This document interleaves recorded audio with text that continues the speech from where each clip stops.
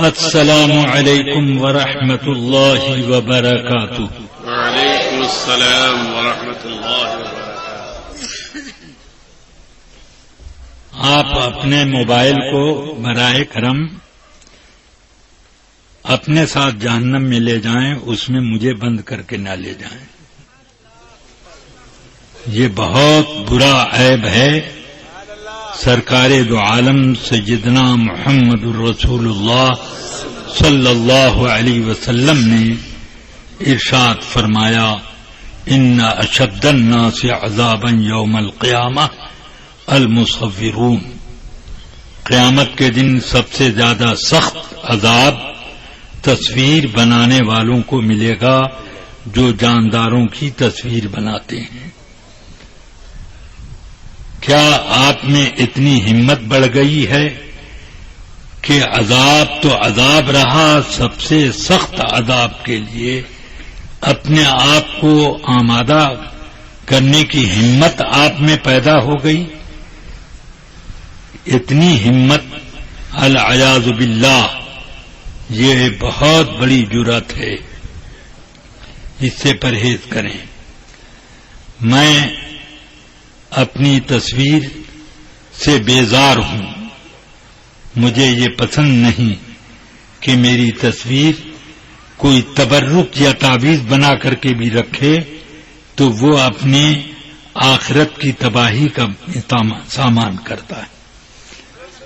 سیدنا اعلی حضرت رضی اللہ تعالی عنہ سے حضرت سیدنا غریب نواز سیدنا غوث اعظم رضی اللہ عنہ کی بناوٹی تصویروں کے بارے میں سوال ہوا تو آپ نے فرمایا کہ ان حضرات کی طرف سے اس شخص سے سخت بیزاری ہے، ان بزرگان دین کی طرف سے سخت بیزاری ہے جو رکھتا ہے اور مستحق لعنت ہونے کا انتظام کرتا ہے۔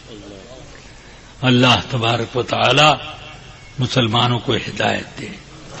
مجھے تو سخت افسوس ہوتا ہے کہ کچھ لوگ طاہر القادری جیسے نجس العین کی اقتدا میں اپنی اپنی جماعتوں میں بھی ٹی وی جاری کرتے ہیں اور کہتے ہیں یہ تبلیغ کا ایک بہت مضبوط ذریعہ ہے۔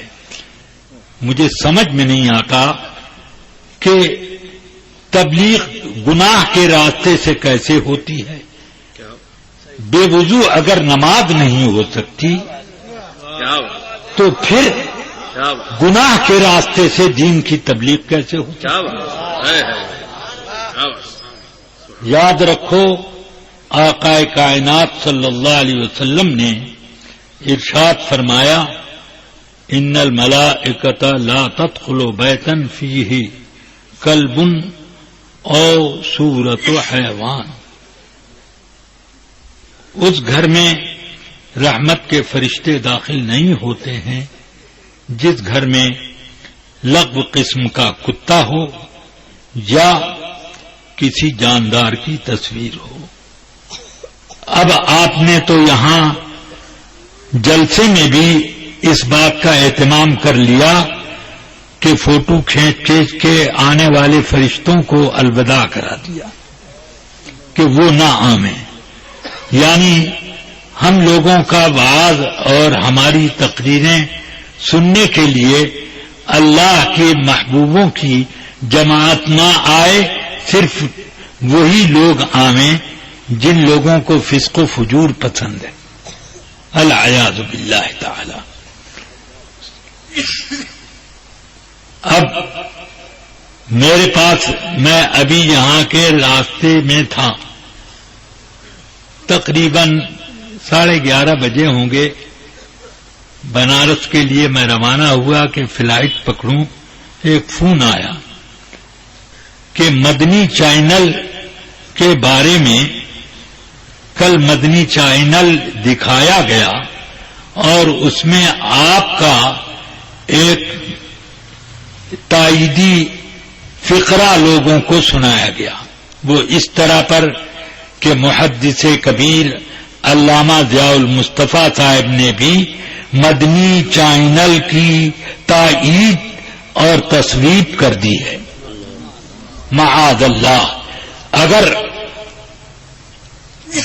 چینلوں کو جھوٹ بولنا بہت پسند ہے اور تبلیغ کا جھوٹ کے ذریعے سے ایک راستہ بناتے ہیں، تو ایسے نابالغ مبلغوں کو کی دنیا میں ضرورت نہیں. جھوٹا مبلغ کبھی بھی تبلیغ نہیں کر سکتا. العیاذ باللہ تعالی. اب آپ لوگ اپنا اپنا موبائل اپنی جیب میں رکھیں یا پھر لے جا کر کے کسی گڈھے میں ڈال دیں، مگر میں اس کی اجازت نہیں دیتا. میں بیزار ہوں اس بات سے کہ کوئی میرا فوٹو موبائل میں مقید کرے. اللہ تبارک و تعالی مجھے محفوظ رکھے. سوچو، تبلیغ اگر تصویر کرتی ہے تو آوازیں بند کر دو، صرف تصویر دکھاؤ، اور اگر آواز تبلیغ کرتی ہے تو تصویریں بند کرو، آواز پہنچاؤ. سبحان اللہ، سبحان اللہ.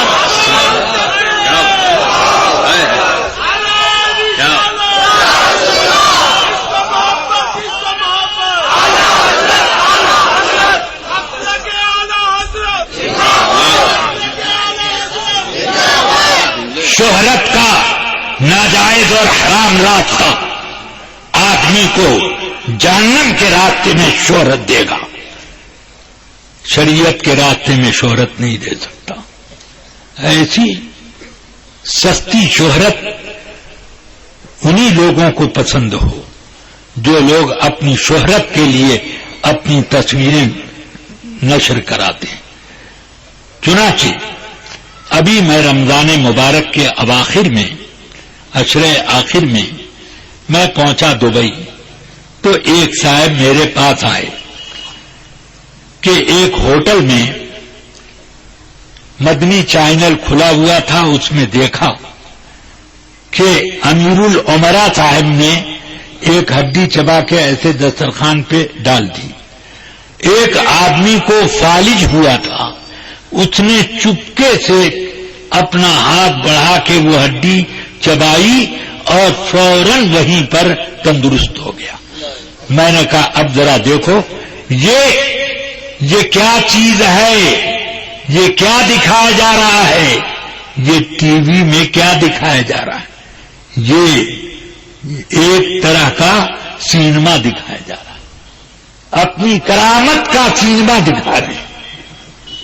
تو اللہ تعالی ایسی طریقوں سے بچائے. جو لوگ اس راستے کو پسند کرتے ہیں میں اس سے بیزار، علامہ اظہری اس سے بیزار، اور جماعت کے جتنے اساتین علماء ہیں سب اس سے بیزار. خیر، یہ میں نے مجبوراً یہ چند جملے کہے، نہ آپ موبائل اٹھاتے اور نہ مجھ کو یہ بولنا پڑتا.